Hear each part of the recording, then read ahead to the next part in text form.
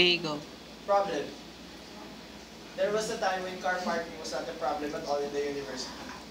There were very few cars in general. Every student and faculty who had a car had a good parking space to park their vehicles in. In those days, parking on roads was not as restricted, and parking in front of the offices was not prohibited. Due to the volume of students who own cars are increasing, parking spaces becomes hard to find, especially during peak hours. Solution. The group suggested the improvement of student parking near Ugnayan Lasal via terrain concreting and installation of parking sheds to strictly augment the additional volume of vehicles parking in the university. Approval of the policy will be agreed upon by the administration, student leaders, and municipal office of Dasmariñas. Benefits.